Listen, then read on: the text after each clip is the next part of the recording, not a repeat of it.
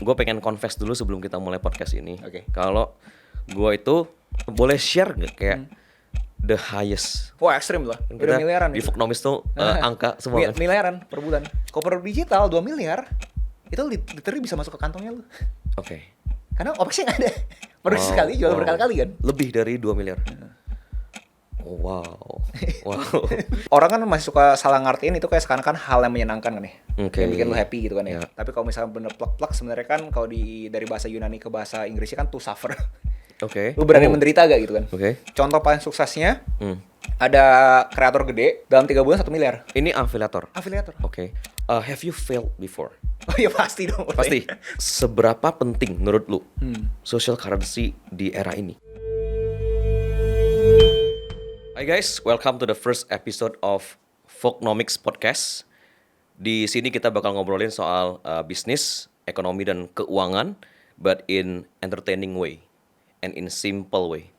Dan sebagai konteks, video kita yang straight interview di Reels Instagram itu lumayan viral. Kita sempat interview seorang founder namanya Bro Rian, dan he is the founder of Bardi. Dan ada satu pertanyaan di situ dari gua nanya berapa omset terbesar selama 6 tahun Bardi berdiri, dan jawabannya 300 miliar. Dan di situ gua kaget, dan konteksnya adalah dari situ banyak yang nanya, ini Fognomics ini apa sih? Jadi Fognomics ini adalah, jadi gue info ke mereka, gue kasih tau ke mereka kalau Fognomics ini adalah channel atau akun yang ngobrolin soal bisnis, karir, keuangan. Dan terus dari sana mereka nanya, ini bagus juga nih ada podcastnya nggak, ada long form podcastnya nggak gitu ya. Dan akhirnya kita wujudkan, dan this is the first episode of Fognomics Podcast. Dan hari ini kita kedatangan seseorang yang sangat spesial. He is a founder, he is an entrepreneur, dan dia klaim dia adalah storyteller juga. So on this first episode, please welcome Agus Leo Halim. Thank you Win. Really appreciate it nih. Tamu pertama ini. Yes, you are the first guest. Tamu pertama di Fognomics Podcast. Oke. Yeah. How are you? Good, Agus? good. Thank you. Dan Agus udah nonton reelsnya kita yang viral? Udah. Ada Cukup tanggapan? viral tuh ya. Ada tanggapan? Lumayan ekstrim ya 300 miliar ya. Nggak banyak loh orang bisa mencapai 300 miliar gitu. Betul. Dan kayaknya kita harus ngundang dia sih. Bener. One day. Setuju. Ya, setuju. Agus kenal Bro Rian? Nanti bisa dikontak. Oke, ya. Oke, Gus, kita kenal udah lumayan lama ya. Lumayan. Ya. Tapi gue pengen confess dulu sebelum kita mulai podcast ini. Oke. Kalau gue itu personally, secretly follow your journey. Ya. Dan gue follow your journey dari lu bisnis, manufacturing, terus lu fotografi, videografi estetik itu, dan akhirnya mulai bikin konten review buku. Yap. Ya, dan sampai hari ini. Iya. Ya. Dan gue notice belum banyak yang tahu soal your journey. Dan mungkin boleh mulai dengan share a bit your business journey. Ya. Oke. Jadi kalau ditanya konteksnya bener tuh, gue hidup awal-awal mulainya tuh dari industri padat karya. Gak banyak orang yang tahu tuh terhadap gue industri padat karya. Sambil berjalan di industri padat karya, gue ngelihat agak unik nih dinamika industrinya. Kan dulu itu gue berasa industri padat karya enak ya, omsetnya gede. Ya. Tapi ternyata namanya juga anak bocah kan yang baru tahu kan, omsetnya gede itu. Tapi sama berjalan, ternyata baru ngerti ya, lo omset gede, tapi ternyata nggak ada cash flow, juga bahaya gitu. Karena kan lo ditempoin sama orang kan. Nah sambil berjalan, baru tahu, ternyata cash flow bisnis kayak lebih seksi gitu kan. Right. Nah tapi kan belum mempunyai suatu privilege untuk coba ke cash flow bisnis. Yeah. Akhirnya coba side hustle tuh waktu itu, jadi fotografi segala macam. Nah pas lagi di fotografi videografi, kebetulan dapat suatu keberuntungan diminta sama si Fortune 500 companies. Namanya American Express. Oke. Itu kartu kredit, bilang mau dong, lu jadi gue punya travel ambassador. Oke. Waktu menarik banget tuh, kayak kan, mulai terekspos sama industri kreatif. Right. Tapi kan pas di sana, pas lagi dapat invoice sih cukup gede ya. Invoice-nya tuh $8,000 kalau nggak salah. Wow. Dan dia itu cuma minta SOW-nya, scope of work-nya itu cuma 15 foto lah. Oke.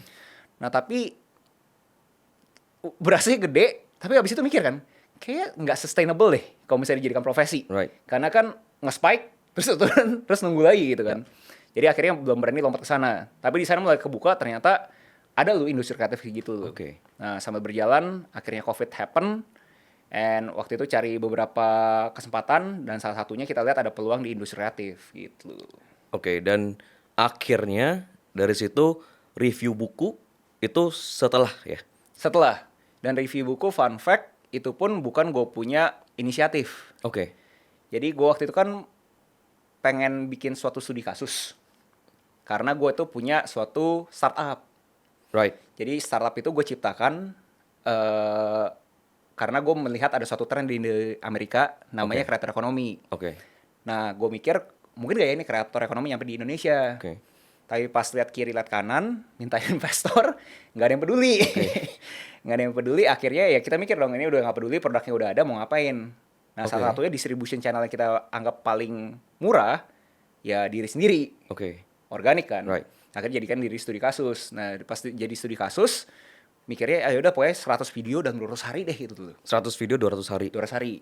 Nah tapi itu udah video ke-30, video ke-40 nggak ada yang viral satupun. Oke. Abis itu ya lumayan tanda kutip ya orang pada umumnya ya mempertanyakan dirinya gitu kan mau gimana. Terus nanya deh di TikTok. Curhat aja kayak literally curhat aja gitu sama orang TikTok. Terus ada orang dia klaim dia tuh dari Papua. Dia bilang gitu loh kayak Kak kenapa nggak bahas buku? Karena dia tahu belakang tuh ada buku. Oke. Pas gue lihat belakang ada buku. Buku menarik kok gitu loh. Terus gue berasa agak cringe kan. Maksudnya buku itu kan harusnya kan dibaca bukan dibacain gitu. Iya, betul. Tapi dia malah bilang, Kak bacain buku aja, nggak semua orang punya akses buat kakak lu. Oh wow. Nah itu kena tuh. Oke. Oh oke. Mungkin ini adalah privilege gue punya buku. Mungkin gue ngebaca mereka, gue Right. bisa kasih dia mereka privilege juga gitu kan. Oh, oke. Jadi mulai dari buku dari sana sebenarnya. Right. Berarti it's not in the plan ya untuk review buku tadinya ya. Kalau itu orang nggak pernah ada di live-nya gue mungkin nggak pernah terjadi itu review buku. Wow. Dan sampai startup tadi itu yang which is yang hari ini. Sampai Which is hari ini yang masih ada. Linked itu ya. Iya, link itu masih ada. Oke, right. Dan boleh sedikit gak proses sampai ke Linkit si digital product ini jadi akhirnya ada launch this brand Linkit. Jadi kalau ditanya mulainya itu kan pas lagi COVID 2020 kan. Oke. 2020 pas lagi COVID kan industri manufaktur itu jatuh lah parah. Slowing Karena down. kan supply chain dunia kan semua stuck gitu kan. Right. Nggak ada yang bayar Amerika yang beli. Dimana kita waktu itu orientasi ekspor. Oke. Jadi lebih bahaya lagi kan. Ya. Nah dari sana akhirnya mikir nih kita punya kesempatan apa gitu loh. Nah ketemulah creator economy itu. Nah pas lagi lihat jargon itu kita argue kalau misalnya ini benar nyampe Indo kira-kira tools seperti apa yang dibutuhkan. Nah salah satu yang kita punya tesis adalah kreator itu butuh website. Oke. Tapi kalau misalnya kita lihat kalau cuma berhenti di sana kreator itu butuh website kayaknya udah ada Linktree nih. Oke. Ya. Nah terus kita mikir kayak website oke, kreator butuh, tapi nextnya apa sih habis kreator butuh? Pasti kan omset, Oke. duit gitu kan. Makanya kita pikir gimana caranya kita bikin suatu website builder yang bisa bikin orang itu gampang banget jualan di bawah 1 menit. Right. Nah jadi kalau ditanya dari mana, sebenarnya dari tesis lebih dari kita punya dinamika ekonomi, Ya. akhirnya jadi nyari kesempatan, ketemu suatu tesis kreator ekonomi, terus kita coba localize di Indonesia. Which is creator economy itu dari US ya. Udah mature di US. Lebih tepatnya lagi nge-hype banget di 2020. Oke. Karena kan kalau misalnya kita berpikir secara kritis, ekonomi kreator pada umumnya ya layaknya industri entertainment kan. Right. Dimana kita ngomongin harusnya duitnya itu cater ke top 1%. Oke. Tapi pas di 2020 itu orang tuh banyak argue, apa jangan-jangan kreator ekonomi itu ada middle class-nya. Oke. Right. Karena top 1% itu kreator itu pada umumnya like entertainment industry pasti lebih fokus ke brand placement. Oke. Karena kan ya duit endorsement semua di sana kan. Ya. Nah, argumennya adalah ada gak sih middle class-nya gitu. Oke. Dan jadi Linkit itu juga akhirnya yang monetize-nya itu adalah si digital product. Bener gak Gus? Iya, jadi bikin orang itu bisa langsung jualan karyanya. Jualan karyanya which is we call it now today digital products. Bisa berbentuk e-book, e-course, audiobook, templates, presets, apapun itu yang sifatnya digital. Okay, we're gonna talk deeper about Linkit dan digital products nanti ke depannya. Tapi you as a person, kan gue tahu lu ada multiple businesses, ya. Sebagai Agus Leo Halim, business wise ya, lu mau dikenal sebagai founder of what? Pertanyaan kritis nih. Kalau ditanya mau dikenal sebagai apa seharusnya, ya gue berasa Business gue wise ya, business wise. pengennya sih sebenarnya udah segenerik pengusaha. Pengusaha. Karena aspirasinya gue ya kalau bisa orang di belakang layar. Oke. Gue nggak tahu lu bisa echo yang hal yang sama, tapi kalau gue komentar sih gue orangnya cukup introvert. Kalau bisa nggak muncul. Kalau bisa nyuruh orang aja. Oke. Tapi ternyata Tapi ternyata kan di konteksnya Linkit kan nggak bisa nih. Oke. Nggak punya kapital, alokasi dana yang akhirnya gue bisa mempunyai privilege untuk nyuruh orang. Hasilnya gue harus nyuruh diri gue sendiri kan. Right.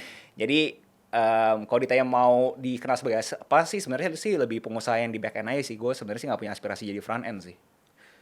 Oke. Tapi ternyata malah muncul banyak di front end. Dengan konteks ekonomi, benar. Konteks ekonomi. Yeah. Oke, good. Very interesting. Gue follow your journey, tapi banyak hal detail yang gue baru denger juga hari ini. Oke. By the way, ya. Jadi seperti konteks dari this podcast Fognomics itu, kita bakal bahas lebih deep mengenai narasumber punya bisnis dan ekonomi, pemikiran mereka tentang money management, financial literacy. Jadi kita pengen fokus ke jadi kalau gue nanya your main business sekarang yang lu lagi handle apa? Kalau ditanya yang bener-bener gue hands on banget, mungkin definisi hands on mungkin lebih spesifik lagi lah ya. Yang definisi yang gue butuh reply WA-nya dalam hari itu. Which is Mungkin ada 6-7 lah. 6-7. Ya, tapi kalau ditanya bener-bener yang harus ada sosok gue untuk semua roda berputar, ya mungkin ada 3 doang lah paling. Oke.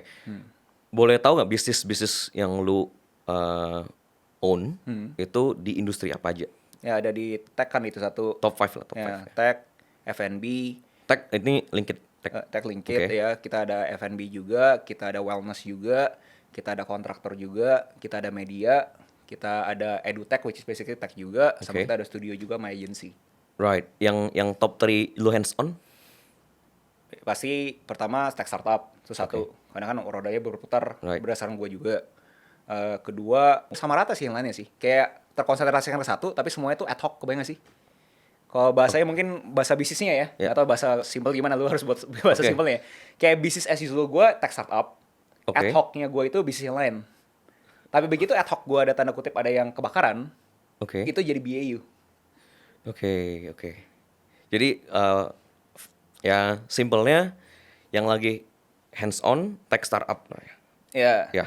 Ya yang ada rutinitas tiap Yang hari yang ada udah rutinitas. pasti gue yang Bukan inisiatif, gue ya. dorong bola terus. Sisanya yang ad hoc. Semuanya ad hoc. Oke, kalau gitu kita pengen discuss deeper on your tech startup, which is Linkit. Ya. Linkit ini menurut gua I'm a believer and follower, disciple maybe of digital products. Kayak gua seriously believe in the scalability dan gue juga dengar statement lu di beberapa podcast kalau digital product ini produksi sekali tapi lu bisa jual berkali-kali. Yep. Jadi not one to one but one to many. Yep. Right. Tapi gue pengen nanya ini sih sebenarnya. Gue penasaran. Untuk yang baru mau mulai digital product, ya, what is the cost, the minimal cost untuk mulai jualan digital product? Kalau in the very literal sense, benar-benar literally, menurut gua nggak ada. Nggak ada. Kalau benar literal sense ya, karena itu literally lu mau coba kerjaan atau kagak. Oke. Nah, tapi kalau misalkan holistic, banyak. Oke. Jadi literal dulu ya, literalnya maksudnya lu literally lu bisa masuk ke Linkit sekarang, lu sign up, udah bisa langsung tuh. Lu nggak punya digital product aja, lu bisa affiliatein produk orang lain. Oke. Jadi contoh, gue percaya sama lu gitu kan ya. Ya. Lu jualan produk, digital produk adalah gimana caranya lu bisa closing high ticket items. Oke. Gue pengen tahu nih cara negosiasi high ticket items gimana sih. Oke. Gue percaya sama Wiwin. Nah gue bisa affiliate produk sih langsung. Jadi in the literal sense bener-bener nggak ada modal tuh. Oke, sorry, balik dikit, Gus.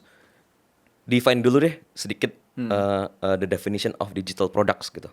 Oke, kalau simpelnya adalah information product. Information product. Elaborasinya adalah suatu informasi yang kita bisa package ke suatu bentuk, mau itu MP4, MP3, PDF, Oke. TXT, apapun itu, udah dapat produksi sekalinya dan abis itu scalable. Lu bisa jual berkali-kali. Oke. Yang orang pada umumnya mungkin agak ngerti, gue selalu bilang analogi kayak konten lah. Kayak konten kita kan produksi sekali nih, Ya, tapi di view bisa berkali-kali kan. right. Makanya scalable banget, makanya menurut gue lebih seksi dibandingkan produk fisik. Oke. Apalagi produk fisik, orang yang mempunyai background produk fisik pasti kan tahu PR-nya, logistik lah. Oke. Belum mendadak ada orang kesurupan terus akhirnya nggak jadi produksi. Oke. Baik banget lah dinamikanya kan. Nah itu in the literal sense ya, itu namanya produk digital. Oke. Contoh mungkin e-course ya. E-course, e-book, E-book, presets, presets foto ya. ya templates, Templates, ya presentation. presentation, ya. Right. Oke.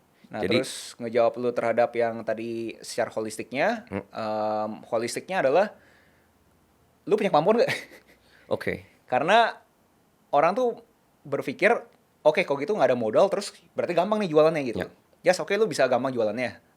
Layaknya semuanya, kalau misalnya lagi hype bentar ya paling cuma gini doang terus that's it kan. Right. Tapi saat lu bisa bikin jadi sustainable career path, udah jadi viable career path, itu menurut gua orang-orang yang di LinkedIn itu yang udah benar-benar stabil, itu orang-orang yang beneran punya keterampilannya. Right. Contohnya apa? Dia jualan produk e-book, gimana caranya itu dia bisa cuan dari rumah lewat Meta Ads, Oh, lewat oke. Facebook gitu Oke. kan ya. Itu dapat 240 juta dalam 3 hari Wow. sekali. Oke. Tapi ya like orang-orang mungkin kalau misalnya nggak punya keterampilan mungkin udah turun. Oke. Tapi sekarang stabil. Tiap bulan masih dapat ratusan juta. Wow, oke. Berarti kan emang dia punya kemampuan itu kan. Jadi in the holistic way, secara abstrak lu harus tahu lu tuh punya kemampuan gak sih? Karena kalau misalnya lu sendiri gak punya kemampuan, Oke. mau di industri apapun ya layaknya produk fisik juga kan, kita bisa hype-hypean ikutan franchise apa gitu kan, hoki naik gitu kan ya. Ya. Tapi abis itu nggak tahu nextnya apa sih gitu kan. Right. Topik ini nyambung sih sama the purpose of this podcast ya. Lebih ke kayak kita mau bikin teman-teman yang nonton ini grow financially 1% wiser aja deh every day gitu. Ya, jadi dan ternyata ada loh produk-produk di mana orang yang jualan dari rumah dan bisa make it into ratusan juta Juta. rupiah hitungan hari. Itu 3 hari. Oke, jadi mungkin contohnya gini, gue punya temen yang jago musik, dia mungkin bisa bikin video tutorial main gitar, Yap. itu udah bisa jadi digital product kan? Bisa, tapi belum bisa jualan. Oh, Tapi kenapa? bisa langsung jadi digital product benar. Kenapa belum bisa langsung jualan? Menurut gue like-nya produk fisik. Lu bisa bikin suatu handphone, lu bisa bikin suatu mic, lu bisa bikin suatu minuman. Bukan berarti lu bisa memproduksi sesuatu, lu bisa jualan. Menurut gue kemampuan produksi sama kemampuan jualan tuh Oh, dua iya. hal yang berbeda. Setuju, Menurut gue setuju. jarang banget ada orang bisa dua-duanya. Setuju. Kalau bisa dua-duanya menurut gue itu orang udah ekstrem kayak Elon Musk lah. Oke, oke. Jadi gimana biar dia udah bikin video nih, kunci G, kunci A, C gitu ya misalnya. Ini lo cara mainnya. Terus gimana cara dia bisa jualan, Gus? Pertama, gue berasa mindset jualan itu dia punya atau enggak. Mungkin Oke. orang Indo suka ngatain ini kan kayak apa-apa mindset katanya. Tapi kalau misalnya orangnya itu berasa dia itu jualan aja nggak mau, udah susah. Dia mau duitnya tapi nggak mau jualan, kebayang gak sih? Ngerti. Seniman tuh sering kayak gitu. Oke. Oke, ini generalisir lah ya. Pada umumnya, Ya. gue ketemu orang-orang seniman, kalau disuruh jualan tuh mereka berasa cringe. Oke, Apalagi jualnya produk mereka lagi. right. Ya kan? Kayak berasa apaan sih jualan gitu kan ya. Oke. Tapi kan kita tahu ini mau dijadikan profesi. Kalau misalnya mau jadikan profesi, ya berarti kan harus ada income-nya dong. Oh ya, Nah, whereas itu yang secara mindset tuh harus diubah dulu nih. Oke. Lu kesini buat hobi, which is nggak apa-apa kalau misalnya hobi make sense dong. Oke. Ya iseng-iseng berhadiah lah gue sekali-sekali gue jualan. Oke. Tapi kalau misalnya ini jadi lu punya main income, berarti kan lu harus pastiin tiap hari itu ada kegiatan menuju penjualan. Ya, Contohnya apa? Bikin kolam. Bikin Oke. kolamnya gimana? Bikin konten. Bikin konten kasih value buat orang itu mau masuk ke kolamnya kita. oke. Di Reels lah for example ya. Contoh di Reels, abis itu kita arahin lagi ke kita punya grup Telegram, ke grup WA, Oke. apapun yang buat kita komunitas dulu deh, kita ngobrol-ngobrol dulu gitu loh. Ya. Yang bahasa jargon marketingnya leads magnet. Right. Kumpulin dulu tuh, kita jadi magnet buat orang-orang tuh pengen kenalan kita lebih jauh gitu loh. Oke. Leads magnet banyak cara ya, berarti ya. Banyak cara. Banyak cara. TikTok live juga bisa. Terus ngumpulin mereka di satu wadah, mau itu Telegram, mau itu WA group lah ya. Benar, tapi ya pertanyaan simpelnya adalah pasti gimana caranya memastikan orang tuh mau ke leads magnet kita kan? Ya. Yang gue selalu bilang ke orang-orang, pada umumnya semua buku-buku cara menulis yang gue baca, kalau ditelanjangin semua gimmicknya, cuma ada 3 PAS. Ada problem, ada agitation, ada solution. Oke. Harus bisa pinpoint problemnya apa sih? Seniman itu pada umumnya tuh nggak ngeliat tuh problemnya apa yang diselesaikan ya setelah orang tuh konsumsi karya gue. Terhibur kah? Oke. Nangis kah? Oke. Apa nih gitu kan? Ya. Nah, agitationnya juga, orang juga berasa cringe. Karena kan plek-plek kayak seakan-akan lu mengamplifikasikan, lu menghiperbolakan lu punya problem kan. Ya. Orang berasa, ih gitu banget sih gitu loh. Oke. Terakhir ya solusi. Nah, solusinya itu ada di lu punya leads magnet. Oke.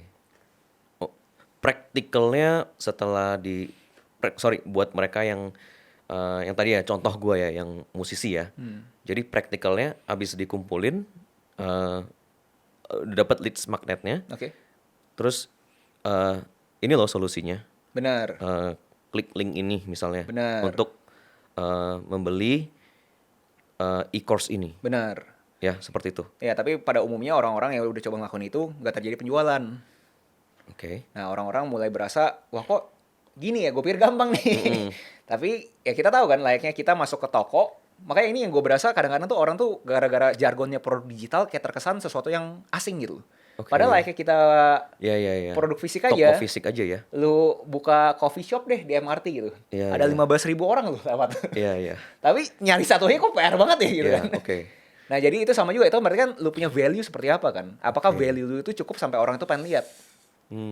Offernya seperti apa? Promotionnya seperti apa?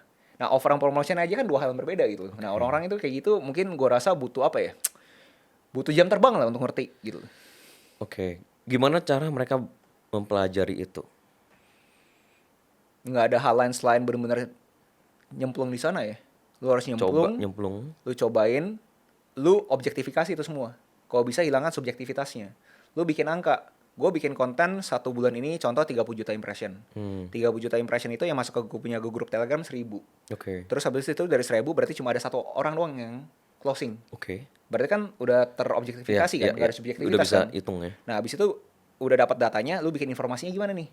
Informasinya adalah, oh ternyata 10 juta views gue itu mungkin datang ke 1.000 ini sebegitu dikitnya karena gue tuh nyari konten yang viral. Oke. Viral tapi nggak dapet, gue jago gitar. Viral karena waktu itu gara-gara gue joget contohnya. Nah, itu kan jadi nggak relate kan. Oke. Nah, itu yang menurut gue butuh jam terbang untuk tahu kuantifikasi sebenarnya dari gue punya top of the funnel sampai gue punya bottom of the funnel, breakdownnya gue punya yang bikin orang bocor tuh di mana gitu. Oke. Tapi dari tim Linkit, Gus, ada course yang ngajarin itu nggak? Kalau dari sisi Linkit, kita selalu ada namanya optimalisasi link. Oke. Itu kita kasih tahu gimana caranya memastikan kalian itu memakai link yang lebih optimal. Itu udah include dalam package-nya Linkit. Ada. Dan itu gratis juga. Oke, Kita siapapun yang mau produk digital ya kita kasih. Terus ada yang namanya Creator Spotlight. Buat kalian yang tanda kutip udah susah bikin produk, kita kenalin sama top kreatornya kita. Tinggal top kreator kita kasih tahu, ini produk gue seperti ini, lu jualan aja. Jadi fokusnya di keterampilan menjual doang. Oke. Jadi kalau dari sisi Linkit, kita ada 2 aktivitas itu setiap bulannya selalu ada. Oke. Dari gue pribadi sendiri, gue ada course untuk ngajarin seperti itu. Oke. Gue pengen masuk lebih dalam ke digital product, boleh gak? As I said tadi earlier, gue believer of digital products. Ya. Dan gue udah coba beli digital productnya orang yang dia klaim boleh di resell. Oke. Itu legit gak, Gus? Boleh nggak menjual sesuatu yang dia bilang boleh di resell? Tergantung copyright yang benar-benar udah diterbitkan sama tuh orang ya. Oke. Pertama kan karena kita di negara berkembang nih. Iya. Itu satu jelas ya. Maksudnya negara maju aja masih ada problem seperti itu. Iya. Nah, di negara berkembang kita harus tahu mulai tuh pertama tuh etikanya dulu nih. Etikanya berarti kita nanya dong ke orangnya dong. Ya. Boleh atau nggak boleh? Ya. Lu beli dari mana? Apakah beneran ini produknya lu? Oke. Nah, jadi kita harus benar-benar nusuk banget ini produk dari mana. Jadi kita harus, ya bahasa kerennya, do your own research dulu lah, sebelum main jual-jualan gitu loh. Oke. Karena ya kita ngomong padanya, maksudnya kita di negara di mana beberapa software dari Amerika di sini dibajak. Oke. Ya kan? Mungkin ada beberapa di sini yang nonton ya pakai bajakan nih. Ya kan?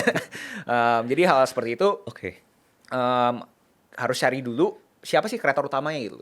Oke. Nah, udah tahu permisi sama dia, kalau misalnya boleh ya berarti boleh dijual kembali. Kreator utamanya ya. Gimana caranya ya, Gus? Soalnya ini yang muncul di iklan nih, iklan Instagram gua. Digital products.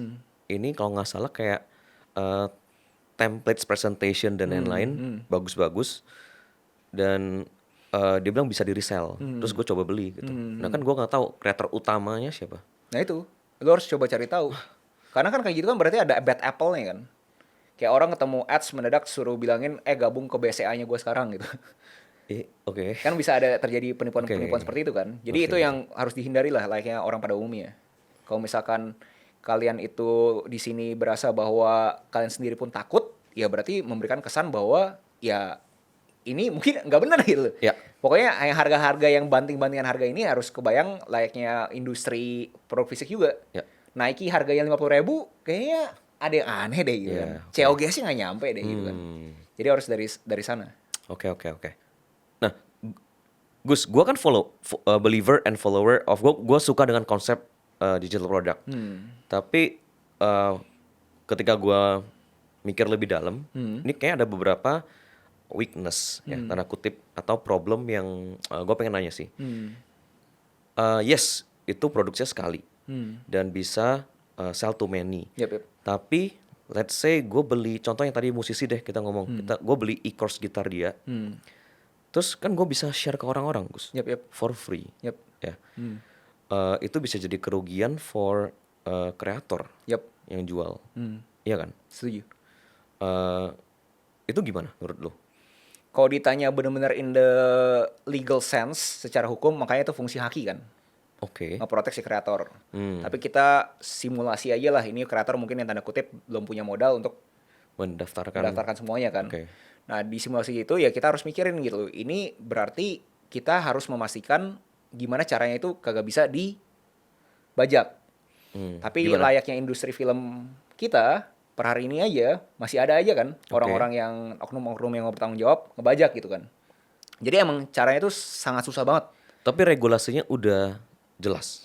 Jelas dong kalau misalkan ada haki, ada hak merek. Kalau misalkan ada orang mendistribusikan itu tanpa persetujuan tersebut bisa ditindak secara hukum. Jadi ada contoh beberapa orang yang coba jualan digital produk tapi digital produk itu orang lain. Oke. Ditindak hukum ya kita sebagai platform harus kasih tahu orang dan itu orang harus take down. Oke. Gak mau take down, somasi. Ya eskalasi terus. Eskalasi. Oke. Tapi emang benar kalau ditanya apa problemnya, bukan problemnya kali ya. Loophole. Ya karena kalau gue coba berpikir lebih dalam lagi ya, kayak dalam konteks first principle thinking ya, semua produk gak sih? Tapi ini easy banget untuk lebih Ya setuju. easier ya. Tapi maksudnya dalam konteks bahwa ya produk fisik kan juga kayak gitu kan. Iya. Produk digital bisa kayak gitu, yes. Apakah lebih gampang? Iya. Tapi kan orang yang lu distribusin ke siapa kan belum tentu sesuai dengan gue punya kolam, kebayang gak sih? Kolamnya dia sama kolamnya gue mungkin beda. Bukan berarti gue membenarkan ya, gue normalisasi Iya. Tapi dalam konteks bahwa gimana caranya memastikan bahwa kita punya kolam itu, kita jaga kolamnya kita gitu. Ngerti. Maksudnya daftarin haki itu misalnya dia punya 10 course gitar lesson gitu. Masing-masing video itu harus dihakiin. Enggak dong, dari hak mereknya dong. Contoh nama kursusnya apa? Kursusnya Wiwin Gitar. Ya berarti khususnya Wiwin Gitar itu yang masuk ke haki. Kontennya itu udah otomatis diprotek. Diprotek dari si Wiwin Gitar itu. Oke, right. Oke. Ini baru ngomongin soal dia beli terus distribute freely ke komunitas dia misalnya ya. Ya, contoh. Ini belum yang dia ambil terus di resell. Yap. Ya. Ya. Itu- Kayak buku pada umumnya kan? Right. Betul. Jadi menurut lu ini sesuatu yang bisa diprotek tapi pasti ada aja oknum yang memanfaatkan loophole ini. Ya karena gue berasa ini dalam konteks scale kan. Iya. Again ya, mungkin ini terkesan kayak seakan-akan gue normalisasi ya. Sebagai platform selalu bertindak. Kita itu makanya ada kasih fitur report, Right. kita ada kasih sosialisasi. Lu kalau misalnya ada apa-apa, selalu email ke kita punya email. Right. Dari platform udah mensosialisasikan itu. Gue bukan normalisasi, tapi gue mau kasih tahu at scale dalam skala besar pasti ada bad apple kan. Iya. Maksudnya ya tanpa mengurangi rasa hormat ke orang-orang yang udah scale juga, perusahaan kalian pasti kan ada yang bad apple-nya juga kan. Iya. Contoh mungkin yang paling ekstrim, kita ngomongin taksi online lah. Oke. Ada nggak taksi online yang tidak bertanggung jawab Iya, gitu kan? yang nakal. Yang nakal gitu kan. Apakah platform sudah melakukan tindakan preventif? Sudah. Menurut gua sih secara dia onboarding taksinya, tapi kan mereka bisa pura-pura baik Right. pas lagi di training segala macam Oke. kan. Habis itu dia berubah, ya itu kan. Tapi kan kita terus beriterasi untuk memastikan gimana caranya bikin ekosistem makin sehat. Itu tetap Iya, kita iya, lakuin iya. sih. Jadi kesimpulannya don't worry untuk yang mau mulai di dunia digital product ini, ya jangan worry about those things lah ya. Gue pernah komentar ya, semua orang yang sukses di LinkedIn ya nggak ada worry gituan sih. Oke. Justru yang maksudnya ini apa ya? Kita coba mengkategorikan kan orang-orang yang tanda kutip suka nanya-nanya kayak gini bentuknya seperti apa gitu kan. Oke. Ya. Dan bentuk-bentuknya itu di dalam konteks bahwa viewsnya rendah, Oke. omset juga mungkin nggak signifikan. Ya. Jadi bukannya berarti sekali lagi nggak normalisasi, tapi maksudnya kayak fokusnya salah kebanyakan sih. Betul, Kayak betul. energinya itu dikumpulin untuk Ya. gimana caranya gue memprotek ini gue punya karya yang gue udah setengah mati gue kerjain gitu. Iya. But it's a fair question kan buat orang-orang yang mau terjun di Fair. industri ini. Tapi maksudnya gue dalam konteks bahwa ya kita di negara berkembang. Jangan gitu. jadi ketakutan lah ya. Jadi jangan ketakutan, nah benar. Right. Lu tadi mention kreator di lu sebutnya kreator ya di LinkedIn. How many creators now di LinkedIn? 2,5 juta. 2,5 juta creators yang actively selling digital products. Actively mungkin 30-40% lah. Oke. Boleh share nggak kayak the highest Wah ekstrim lah. ekstrim? Ekstrim lah. Share lah. Kan Udah kita miliaran di itu. Fognomis tuh angka semua kan. Miliaran per bulan. Per bulan. Per bulan. Dan ini nggak tahu berapa banyak yang ngerti ekonomi. Kita kan, lu ada background ekonomi, gue ada background ekonomi kan. Marginal cost-nya kan 0 kan. Untuk next yang Purchase-nya dijual, kan. next purchase kan. Jadi, First-nya ada dong. Iya, kalau misalnya produk fisik, kita bilangin omset 2 miliar. Bisa rugi loh. Oke. Kenapa? Karena ada OPEX. Ya. Live streaming 2 miliar. COGS. COGS-nya. Siapa tahu dia banting harga, cuma mau liquidin doang kan. Oke. Ya kan? Itu kan Oke. berarti kan belum platform fee. Ya. Bisa rugi loh. Betul. Ya kan? Kalau produk digital 2 miliar, itu literally bisa masuk ke kantongnya lo. Oke. Karena OPEX-nya nggak ada. Produksi Wow, sekali jual wow. berkali-kali kan. Ya, bukan OPEX-nya nggak ada lah. Kalau bahasa ekonominya ya marginal cost-nya nggak ada kan. Jadi the biggest revenue tadi apa? 2 miliar. Dan ada yang lebih bukan? Ada yang sempat lebih Per bulan. per bulan. Lebih dari 2 miliar. Oh, wow. Ya. Gue makin jadi believer of digital product. Abis ini ajarin. Wow, oke. Itu kita ngomong revenue almost sama dengan profit ya. Iya. Ya, almost ya. Ya lu hitung lah, gue nggak tahu cost-nya. Mungkin internet kita Iya, ngomongin itu susah bingung ya kan mau lu kan bisa dia sebenarnya kalau misalnya mau itu kan bisa hitung dia punya COGS konten, COGS Ya, jam kerja ads. dia, COGS ads dia. Tapi setahu gue yang ini nggak pakai ads. by the Nggak way. pakai ads. Organik. Tapi kan bisa dihitung berarti kan Wow. COGS kontennya dia kan. Oke. Ya itu kan gue nggak bisa hitung. Gak ada kan. packaging lagi ya. Nggak ada packaging. Tapi kan itu bisa dibilang COGS dari kita punya Canva. Canva-nya Pro berarti ada cost juga dong. Nah Oke. itu susah lah. Tapi nggak gede-gede amat gue yakin. Oke. Buat teman-teman yang nonton Fognomics, what are you gonna say about them? Ini boleh jadiin side hustle mereka gak gitu? Kayak coba aja, mulai aja gitu. Gue berasa harus komponennya sih selalu gue bilang ke orang-orang sih harus ada 3P. Oke. Passion, problem, profit. Oke. Passion itu orang kan masih suka salah ngartiin itu kayak seakan-akan hal yang menyenangkan kan ya.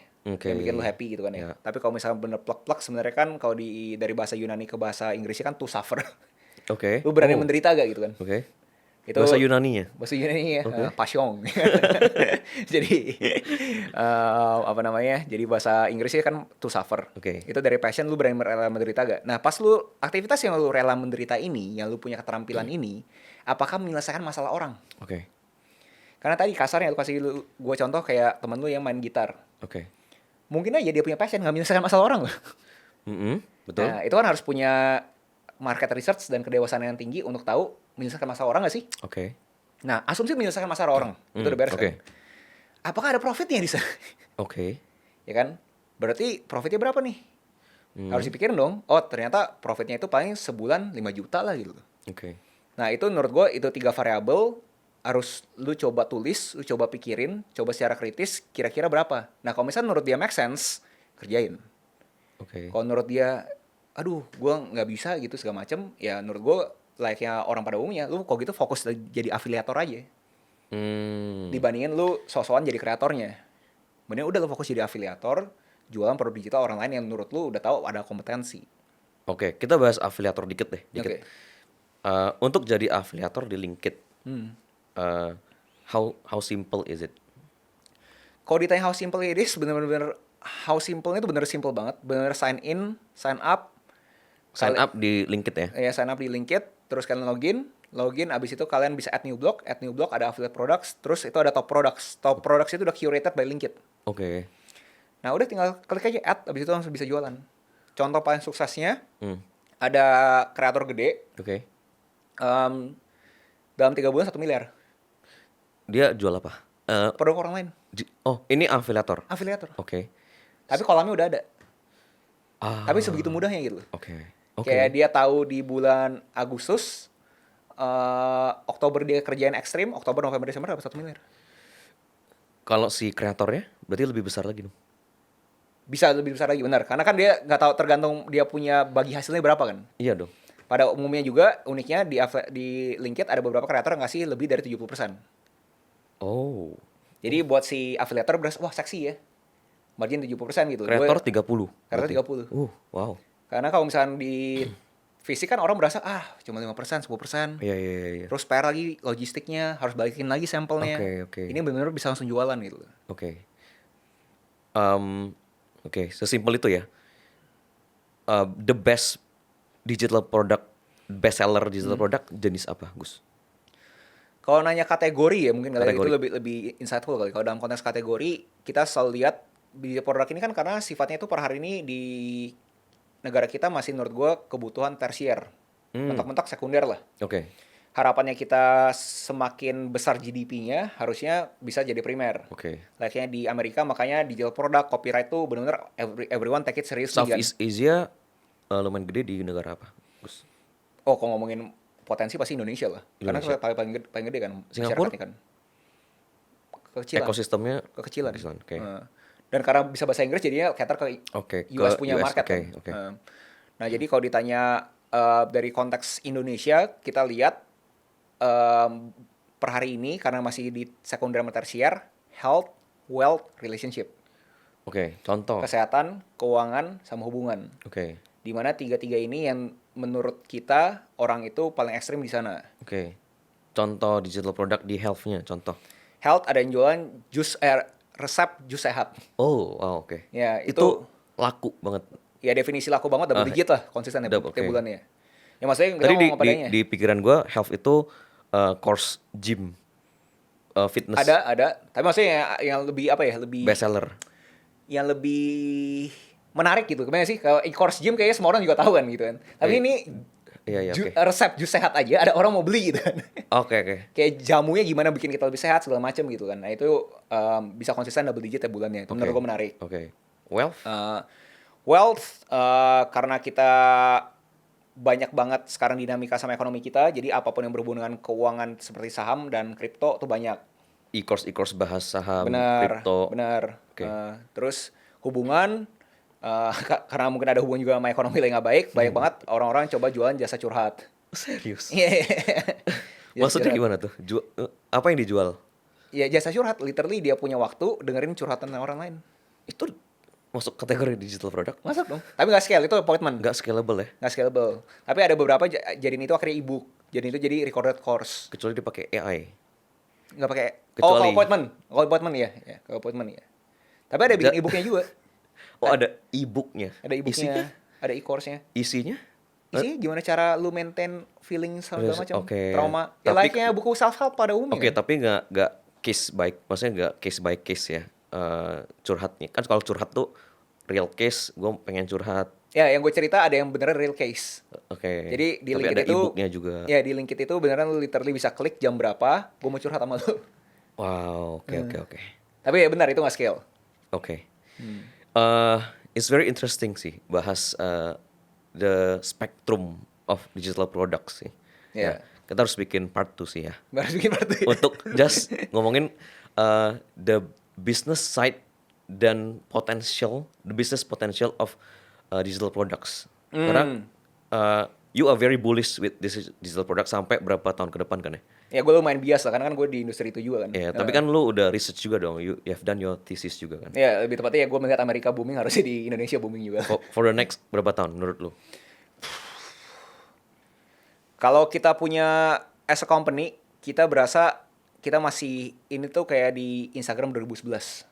Oke. Jadi kalau misalnya ingat di Instagram 2011 tuh orang-orang tuh foto dikatain cringe. Oke. Iya, apaan sih pakai X2, apaan sih pakai Chrome, apaan sih pakai BW gitu Oh, ya? kan. Filter-filter kan. Masih di fase itu. Di 2004 2025 gue notice masih sama. Oh ya? Kan 2011 kalau notice kan di cringe-nya sama profesional kan. Ya. Oke. Oh, oke. Bisa profesional yang bilang ini bukan foto nih, fotonya real nggak kayak gini nih gitu Oke. kan. Nah di sini 2005 juga kayak gitu. Orang-orang yang tanda kutip yang bener profesi atau praktisi digital product ini melihat yang digital product sekarang ya sama, apaan sih gitu loh. Oke. Nah asumsi kita punya cocok logi ini sama, ya berarti another 5 years itu baru tanda kutip kita bisa eksponensialnya parah gitu. Wah, oke. Jadi ini masih long way to go. Long way to go sih menurut gue sih. Dan Right. apalagi kayak gue bilang kan GDP kita makin naik, harusnya semakin banyak kita punya disposable income, Oke. pendapatan Spending. yang bisa kita keluarkan yang tanpa kita pikirin, itu ke arah-arah yang sifatnya informasi. Karena produk itu sekunder dan tersier Per hari ini. per hari ini. Harapannya sih semakin kita makin ada GDP itu bisa naik kan. Jadi, Right. oh gue peduli nih informasi gitu, informasi penting gitu kan. Right. Setuju. Dan masih banyak banget sih yang bisa digali dari this digital products. We do part 2 ya nanti. Di part 2. Nah, sesi terakhir ini kita bisa terima respon dari netizen. Mereka mau nanya apa ke narasumber dan mostly pengen nanya ini sih. Lu kan jalanin bisnis berarti udah berapa tahun total? 15? 15. Ya 15. 15 tahun. Have you failed before? Oh iya pasti dong. Pasti? Pasti lah itu berarti macam. Berapa banyak bisnis yang failed berapa? Anjir gue gak hitungin lih. Oke. Roughly lah ya. Karena gue masih berasa beberapa itu masih punya aspirasi, kebayang gak sih lu? Lu kebayang buatnya gue kayak gue berasa Harusnya nggak fail nih gitu. in a sense of people ngelihat itu bisnis sekarang mati, tapi gue ngelihatnya itu saking delusionalnya gue berasa itu tuh project pending aja. Oke. Tapi gue entah kenapa di fantasinya gue, I'll get there some way gitu. Kebayang Oke. gak sih? Kayak gue berasa karena gue itu gagal di sini, jadi gue harus nyari yang gue punya pondasi dulu kan. Oke. Gue nggak mungkin serta merta kayak delusional. Gue harus ngerjain yang tanda kutip sekarang nggak ada nih. Oke. Jadi gue nyari pondasi gue dulu yang lain. Right. Harapannya pondasinya udah bagus, gue bakal kesana juga regardless. Oke. Kita anggap nih yang beberapa bisnis yang lu pending ya. Oke. Nggak fail ya. Oke. Pending ini what are the best lessons that you've learned that you wish someone told you?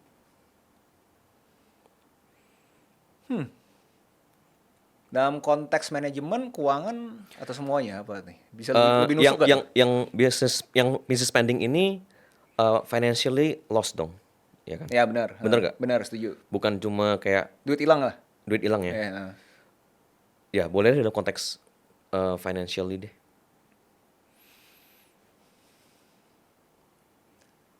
Dulu itu gua itu masih berasa punya inventory itu masih aman.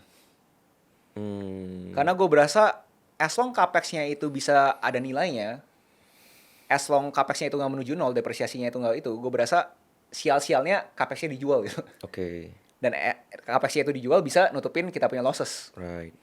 Capex kita coba jelasin lah ya. Mungkin kalau di industri yang ada stoknya ya. Ya, industri Stoknya yang stoknya bisa dijual. bisa diliquidin. Terus aset barang-barang kantor lah ya. Benar. Ya. Jadi itu Worst-nya aset capex itu adalah modal kerja lah kalau mau ngomong simpel banget lah. worst-nya tokonya dijual contohnya. Benar, Gitu. ya. Oke. Jadi Lanjut. itu yang gue berasa dulu itu gue dalam konteks keuangan as long ada capex harusnya aman-aman aja gitu. Right. Nah tapi akhirnya ya sambil berjalan mikir justru konsepnya nggak gitu, justru konsepnya adalah gimana caranya dari capex itu harus bisa langsung produktif duitnya untuk bisa nutupin opexnya. Oke. Bukan opexnya loss terus Betul. berharap ngarep capexnya itu. Jadi menurut gue dalam konteks keuangan yang mungkin gue dulu itu dari laporan keuangan yang gue berasa gue kedistorsi adalah fakta bahwa asetnya masih ada. Oke. Tapi ternyata bukan aset lancar. Right. Nah jadinya itu yang gue berasa harusnya gue bisa lebih dewasa, lebih cepat lah untuk gue ngerti gituan. Tapi kan nggak salah juga kan mindset itu. Asetnya capexnya bisa dijual untuk cover juga kan. Tapi itu akhirnya ini ngelebar ada ngomongin holistiknya, itu bikin gue jadi go with the flow for a lack of better word, apa ya kata-katanya. Bukan nyantai ya, tapi apa ya? Lebih Kayak berasa ada safety net. ya oke. Tapi alhasil itu menurut gue malah ngedistorsi gue gitu. Karena itu safety net yang gak real safety net kemana sih? Iya, betul. Kayak itu harusnya lu gak boleh mikir ke sana dong. Lu Betul, bukan konteksnya gitu cuy. Lu masih konteksnya justru lu pastiin OPEX lu itu ketutup dong sama bisnisnya lu kan gitu kan. Nah jadi itu yang menurut gue hard lesson sih yang gue bisa itu. Dan secara holistik tuh ngelebar lagi kalau ditanya apa tuh gue berasa gue tuh dulu tuh terima mentah-mentah sama gue punya lingkaran pas dibilangin bahwa dia tuh bukan ayam. Jadi gue ketemu lah suatu kongkong lo di Bandung. Oke. Pas gue remaja, dia bilang, Gus gue bukan ayam gitu kan. Tapi kan gue gak ngerti ya namanya remaja gitu kan. Bukan ayam terus, maksudnya apa? Kenapa om gitu kan. Gue gak peduli gitu. Kaget kan? Tapi sampai berjalan, gue kayaknya mulai ngerti gitu. Emang beda gitu, ayam sama serigala tuh beda gitu. Oke. Jadi maksudnya ya lu kalau misalnya lu ayam, lu tuh ya lu nunggu. Oke. Patok gitu. Ya. Ya lu harus jadi serigala, lu hunting gitu. Oke. Jadi mungkin itu apa ya, mind shift yang gue dapat lah begitu sambil jam terbang gue makin banyak. Oke, jadi if ini bisnis ini bakal dibangunin lagi ya, tanda kutip, that's what you gonna do. Jangan assume capex itu aset. Ya, Jangan assume capex itu safety net. Ya, kalau dalam konteks one lesson lah ya. Kalau nanti lu bakal ngebangunin lagi salah satu bisnis yang pending ini lah ya. Ya, tapi itu ngelebar maksudnya ya waktu kita mau hidupin lagi pun gue mungkin ya udah pakai gue punya framework sekarang, kebayang gak sih lu? Which is? Dulu itu kan mungkin gue berasa ya bangun karena gue berasa ada marketnya lah gitu. Oke. Nggak mungkin lah, maksudnya nggak mungkin sih kita kalah gitu kan. Ya. Tapi ya sekarang mulai ada frameworknya gitu kan. Kayak ternyata bikin bisnisnya harus ngeliat ini ya gitu. Nah, ini boleh di-share gak? Karena konteksnya mungkin banyak juga sih ya pebisnis yang menurut gua ya bisnisnya pending lah ya. Kayak lu bilang pending or failed for them gitu, dan ini mereka mau bikin bisnis baru nih gitu. Nah, they can learn the framework from you mungkin. Iya, yang paling generik yang gue paling suka lihat di beberapa buku ya. Kalau dijadiin satu framework sih, orang-orang bilang ngomongnya mode. Tapi bukan business mode, tapi mode itu kepanjangan gitu. MODE singkatan, ya? MOAT. MOAT. Oke. Di mana M tuh margin. Oke. Bener gak bisa margin 15%? Oke. Karena kalau misalnya marginnya itu per bulan 15%, berarti kan 6-7 bulan BEP. Oke. Itu langsung no-brainer dong. Ya. Ya kan? Betul. O-nya operasional. Ada operational excellence nggak di sana? Oh. Karena kadang kita punya market, kita bisa bayar pemasaran, kita nggak punya operational excellence-nya. Operational excellence ya. Excellence. Ya nggak apa-apa, nggak dosa excellence ya operasionalnya. Oke. Kayak orang yang memastikan Orang ngerti, ya. day to day-nya itu, runningnya buat bisnisnya itu boleh muter gimana caranya. Oke. Itu kan orang bisa dibilangin banyak yang miss itu karena berasa gampang lah. Administrasi mah gampang lah. Oke. Kartu stok mah gampang lah. Buka PO apa susahnya sih? Ini konteks apa nih? Industri Mau F&B, mau retail, apapun itu. Oke. Menurut gue apapun yang sifatnya operasional karena terkesan mundane. Oke. Mundane bahasa Indonesia apa ya? Membosankan. Membosankan. Boring dong. Ya. Kerjaan repetitif yang tidak repetitif. seksi. Ya. Jadinya orang tuh suka miss. Oke. Dan kalau misalkan ada bisnis yang mau gue kerjain lagi, ada gak yang mau kerjain operasionalnya? Oke. Karena kalau bisa kagak ada, yang kita bilang marginnya ada, bisa nggak ada loh. Right. Karena kan Setuju. flop kan Setuju. operasionalnya kan. Setuju. Terus A, ya advantage. Oke. Unfair advantage-nya lu apa nih di sini? Kayak ngomong paling simpel ya karena kita lagi bikin konten, ya kita punya media sosial. Oke. Kita ngomong sekali, yang denger 5.000. Whereas yang orang lain mungkin capex, dia punya advantage, dia punya modal. Ya. Advantage dia adalah dia punya license Oke. dari brand luar gitu kan. Nah apa nih advantage-nya lu yang bikin orang itu mungkin susah untuk compete sama lu? Oke. At least itu lu pikirin dong gitu kan ya. Terakhir total addressable market. Dimana scalable gak sih? Karena kita harus tahu dong kita masuk bisnis kira-kira kita punya cerita sukses berapa sih? Ya. Contoh kita bilang cerita sukses kita, bisnis ini kita setahun mungkin bisa 100 miliar lah. Ya. Nah itu worth it gak kita kerjain? Kalau misalkan worth it, ya oke, jenderalnya siapa? Nah jadi framework ini yang gue rasa gue bakal bawa lah. Kalau misalkan dulu, mungkin bedanya dulu adalah gue mikirnya ya addressable market doang gitu. Kebayang gak sih? Kayak gue rasa pasti bisa lah gitu loh. Ya. Kan? Tapi sini karena tanda kutip udah punya kedewasaan keuangan, jadi mulai kebayang nih, ternyata gue harus lihat ini dulu gitu. Right. Oke. Dan dulu juga ya menurut lu ada marketnya ya? Market pasti ada. Yang T tadi apa? T tadi? Total addressable market. Success story-nya kan, sukses yang udah ada di market kan ya? Total addressable market itu adalah kita mau scale ke 100 miliar ke 1 T itu kelihatan path-nya. Oke. Jadi path to kita punya benar-benar specifically ke kita punya angka yang kita inginkan, itu kelihatan. Oke. Kalau misalnya nggak kelihatan, ya harus cari informasi sampai itu kelihatan. Kalau misalnya nggak itu, mungkin aja nggak cocok. Oke. Tapi kalau misalkan MOA-nya bagus banget, ya mungkin T-nya bisa dipandang sebelah mata. Kebayang nggak sih? Ngerti. Next one, ini juga pertanyaan dari netizen, dari subscriber, followers kita lah ya. Ngomongin soal money management. What is your, karena opini orang-orang berbeda-beda soal how they manage the money. Oke. What is your best practice for money management? Ini ngomongin bisnis atau personal? Personal deh, boleh. Personal soalnya agak susah karena gue konteksnya ada keluarga ya. Boleh, jadi kalau bisnis gue sih paling suka lu punya net revenue itu ke OPEX menurut gue 50% tuh seksi banget buat gue. ulang. Net revenue lu, OPEX lu tuh 55% dari net revenue lu. Oke. Itu menurut gue seksi banget. Oke.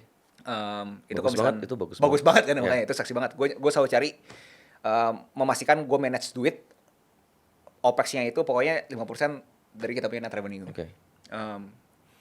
Kalau misalkan gue punya kepribadian, gue personal life, kalau gue pribadi gue selalu bilangin 1/10. Gue nggak mungkin beli barang 1/10 dari kelikutan duit gue di bulan tersebut.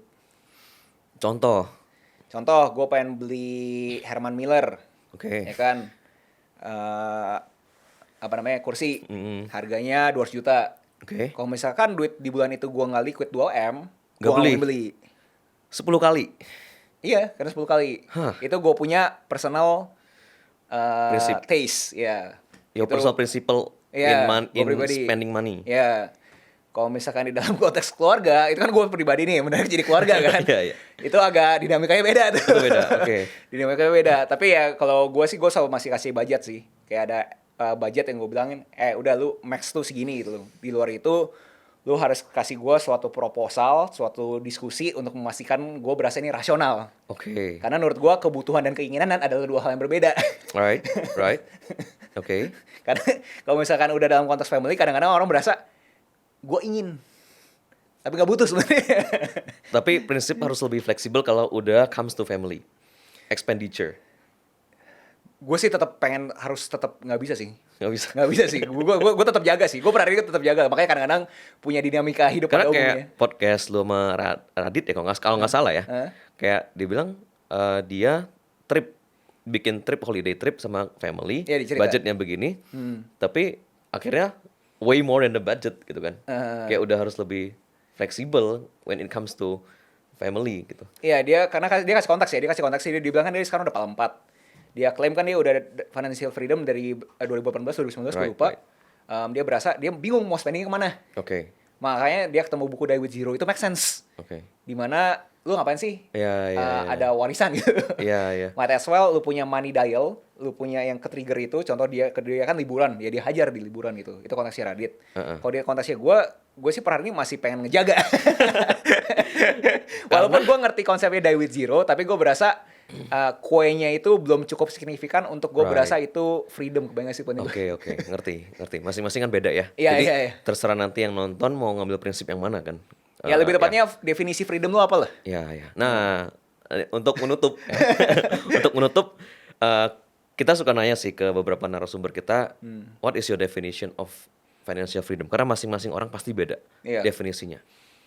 Gue setuju sih, kenapa beda karena sangat subjektif kan. Betul. Kayak kita nggak tahu background orang-orang seperti apa, Betul. kita nggak tahu mereka itu hidup dari mana, Ya. jadi beda banget itu. Ya. Tapi kalau misalnya gue pribadi sendiri, yang menurut gue secara generik semua orang bisa relate adalah saat lu itu kagak usah ada di sana lagi. Contoh. Jadi lu udah cukup banyak duit di mana lu itu kagak harus di tempat di mana lu nggak inginkan lu ada di sana. Lu berani menolak. Oh, oke. Jadi contoh doang nih, membuat ekstrim lah ya. Ya. Contoh lu gitu kan ya, lu ketemu sama orang yang lu paling aspirasiin lah, siapapun itulah. Nomor Oke. 1 di Indonesia gitu kan. Right. Gue punya asumsi lu pasti datengin dong. Ya. Ya kan? Ya. Probabilitas lu sangat tinggi lah untuk lu datengin kan. Oke. Kalau misalnya lu punya freedom, pasti kan lu berasa, ya udahlah. Oke. That is your definition. Buat gue financial freedom ya. Oke. Jadi gak ada hubungan sama kayak uang yang gue punya sekarang itu kayak way more than my monthly expense contohnya gitu. Itu kan jadi prinsip financial freedom juga kan. Tapi itu di konteks ke gue tadi yang 1/10. Gue 1/10 itu nggak gue spend. Iya. Nggak berarti lu kalau udah punya 10 kali lipat itu Belum financial freedom juga. belum kan? Belum, tapi maksud gue kalau misalkan secara taktiknya kurang lebih gitu. Buat gue nge-protect gue punya kue lebih gede lagi. Iya. Oke. Kayak kalau misalkan mau lebih daging lagi atau lebih ekstrim lagi, mungkin ya dalam konteks passive income lah.